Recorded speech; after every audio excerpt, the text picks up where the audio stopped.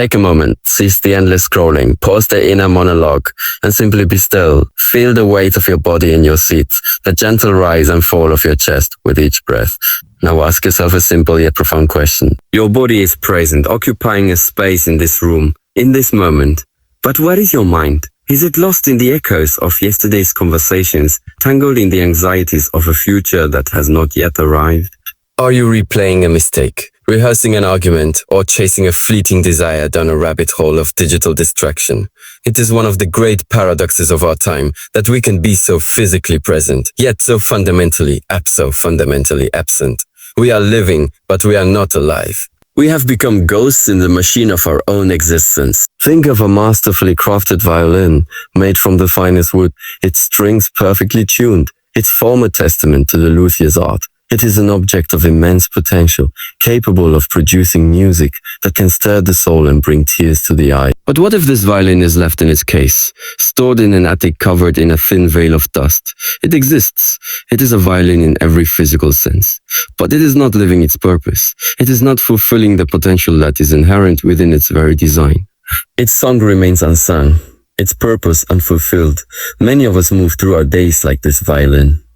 We have a body, a mind, a heart, an entire orchestra of potential within us.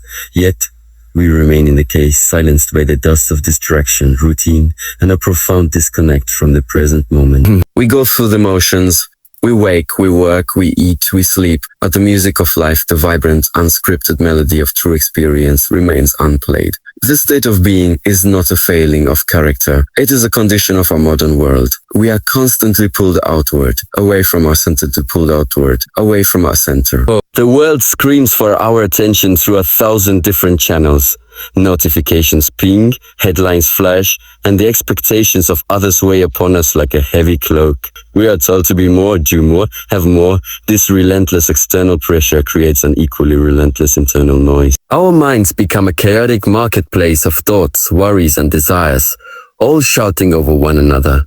To escape this noise, we seek further distraction, creating a cycle that pulls us deeper into a state of unconscious living. We become passengers in our own lives, watching the scenery pass by from behind a window, never stepping out to feel the sun on our skin or the earth beneath our feet. We have forgotten that the most extraordinary landscape is not out there, but within us.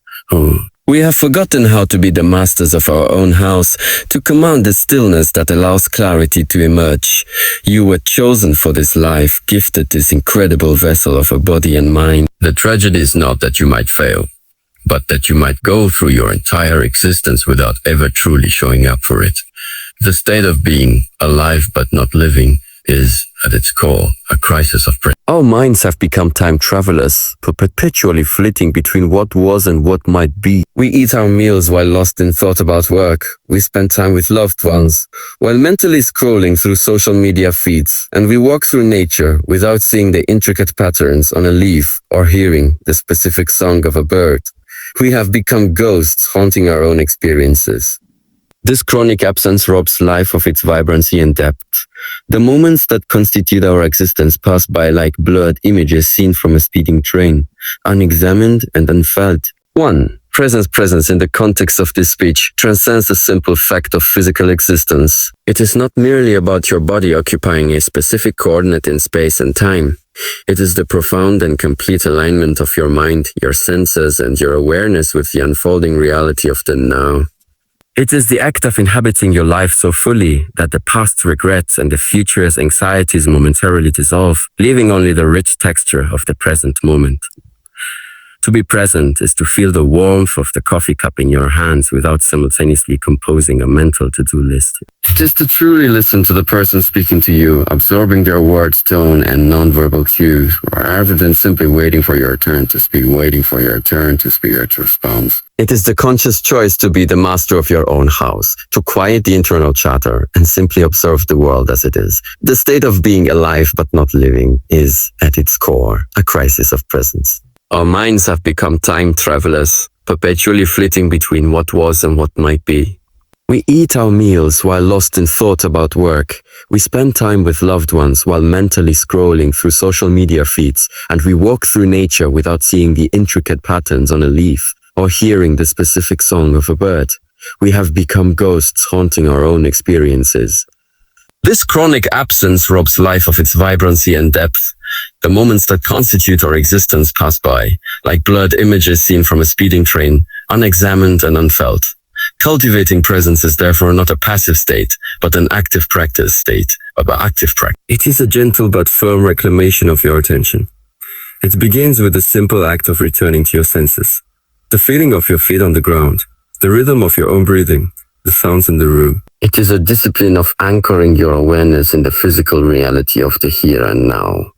By doing so, you are not ignoring your responsibilities or suppressing your thoughts. You are creating a space of clarity from which to engage with them more effectively. You are stepping out from behind the window of your mind and choosing to participate directly in your life. It is in the state of pure presence that we stop being passengers and become the drivers, finally able to experience the journey instead of just worrying about the destination. Potential is the silent, powerful promise that resides within every living being. It is the unplayed music of the violin, the uncarved form within the block of marble, the untraveled path that waits for your footsteps. As described in the speech, it is the inherent capacity for growth, expression, and fulfillment that is woven into the very fabric of your existence. This potential is not defined by external metrics of success, wealth, fame, or status, but by the unique and inimitable song that only you can bring into the world. It is the sum of your talents, your passions, your curiosity, and your capacity for love and connection. It is everything you could be if you were to fully and consciously engage with everything you are. The tragedy highlighted by this speech is that for many, this immense potential remains dormant, like the violin left in its dusty case. This is not due to a lack of innate ability or worth. The violin is still a masterpiece of craftsmanship whether it is played or not. Rather, its potential remains unrealized because of a disconnect, a failure to pick up the instrument and draw the bow across its strings. We live in a state of passive existence, accepting the default settings of our lives, moving along preordained tracks of routine and expectation. We become so consumed by the act of simply existing, maintaining our jobs, paying our bills, meeting our obligations, that we forget to actively create our lives. Unlocking this potential is not a singular event, but a continuous process. It is a daily choice to engage, to learn, to try, to risk, and to express. It is picking up the paintbrush even if you don't feel inspired. It is writing the first sentence of a story you've been dreaming of. It is having the difficult but necessary conversation. Each act of conscious engagement is like drawing the bow across the strings. It brings a note of your potential into audible reality. Fulfilling your potential is therefore less about reaching your final, perfect performance and more about the commitment to the practice itself. It is a transformation from being a static object with latent capabilities to being a dynamic, living force, actively shaping your reality and allowing the music of your unique existence to finally be heard. 3. Distraction is the primary antagonist in the struggle to live a conscious life.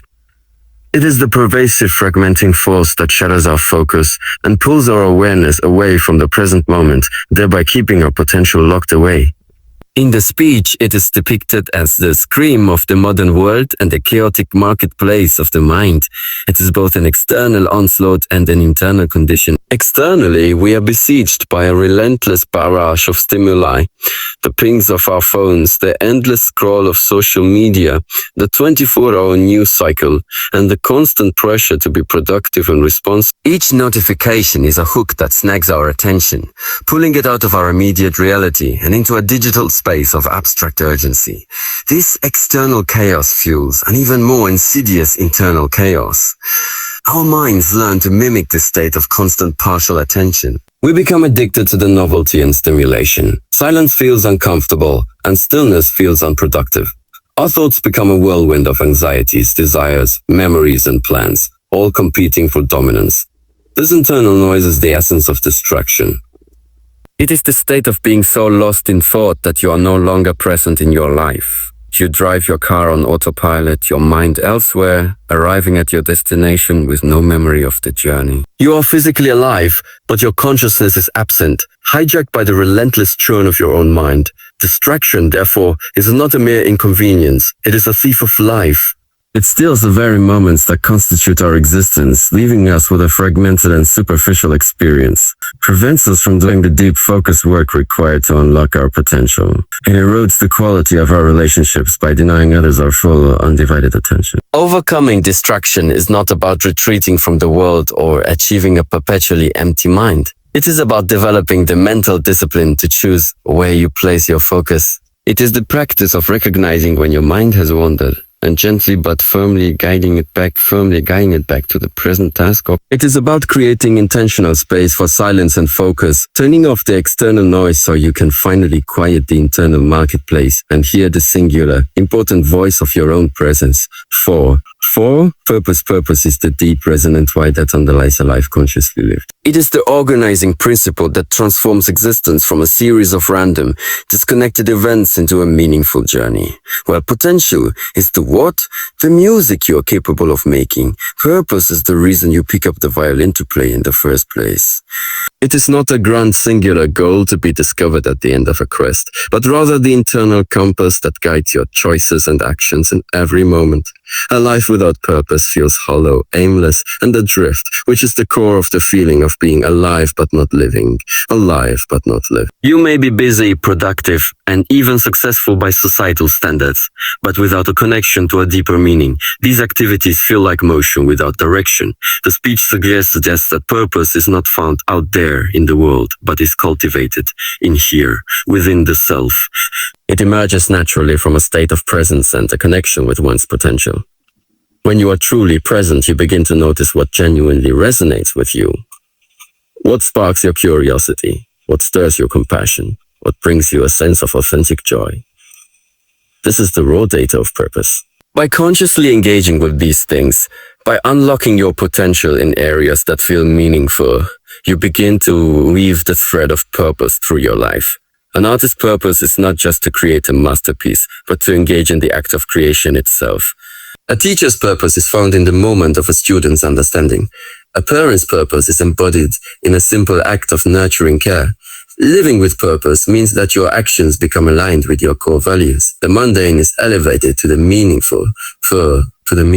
Washing the dishes is no longer just a chore. It is an act of creating a clean and peaceful home.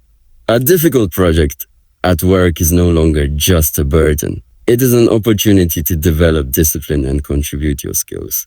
Purpose provides the context that imbues life with significance. It is the anchor that holds you steady in the chaotic seas of destruction and the light that illuminates the path forward.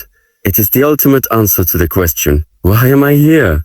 The answer is not a complex philosophical treatise, but a simple lived reality. You are here to play your music, to share your unique gifts, and to be a conscious, engaged participant in the miracle of your own existence. So we stand at a crossroads, not of place but of perception. We have explored the silent tragedy of the violin, left in its case, the profound difference between the motion of existence and the music of being truly alive. We have named the ghosts that haunt us, the relentless pull of distraction that fragments our attention, and the heavy dust of routine that settles upon our vast potential. We have seen how our life, though physically present, can be rendered hollow when it is disconnected from the vibrant, immediate reality of the present moment. The question that remains is not what you have learned, but what you will choose to do. Will you continue as a passenger, watching the world through a smudged window? Or will you take the driver's seat? Will you allow your inner orchestra to remain silent? Or will you finally raise the conductor's baton? The path forward is not found in a grand dramatic gesture, but in a quiet internal shift. It begins with a simple invitation to yourself. Invitation to show up. Show up for your morning coffee, feeling its warmth and tasting its flavor without the intrusion of your phone. Show up for your conversations, offering the sacred gift of your undivided presence. Show up for your work, not as a means to an end, but as a field in which to practice focus and discipline, how you reclaim your life, moment by stolen moment. This is how you combat the chaos of distraction, not by fighting it, but by choosing to place your attention elsewhere, on that which is real and right in front of you. This practice of presence is the key that unlocks everything else. As you become more present, you will begin to feel the stirrings of your own dormant potential. You will notice the things that genuinely spark your interest and ignite your passion. This is the voice of your purpose calling to you. Do not wait for it to become a roar. Listen for its whisper in the quiet moments you have reclaimed. Follow it, nurture it, whether your purpose is to build, to teach, to heal, or simply to bring a moment of kindness into the world. It is worthy and it is waiting. The world does not need another ghost in the machine. It needs you in your fullness. It needs your unique song. Therefore, leave this place not with a mind full of new information, but with a single, resolute intention to live. To trade the numb comfort of unconsciousness for the vibrant, sometimes challenging reality of being fully engaged. The choice is yours in this breath and the next. Do not let another day pass where you are living, but not alive. Pick up your instrument. The audience has been waiting, and it is you